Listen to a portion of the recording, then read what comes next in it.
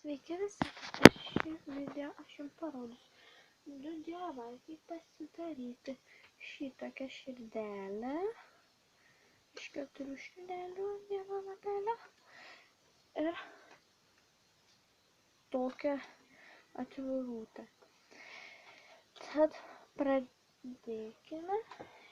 Šitai širdeliai reikės 4-kampio lapelio. Jį įsikirpau iš raudonos spalvos ir iškirpau jau formą, kad nereikėtų jums žiūrėti, kaip aš visą tą darau.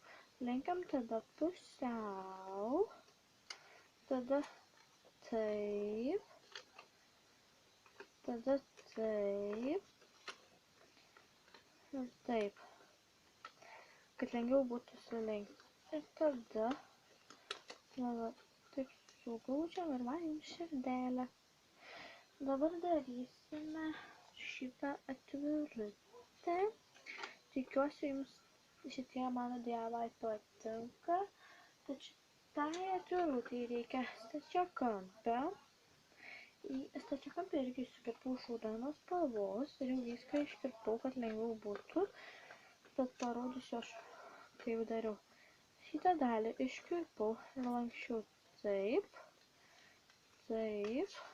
Atlenkiu, perlenkiu, taip ir taip, kad lengviau būtų užlenkti. Ir tada tiesiog va taip padariau pirštą ir tiesiog atvirutę padariau štai ir viskas. Tikiuosi jums video patiko. Jei patiko, laikinkite ir subscribinkite mane ir laukite kito video. Bye!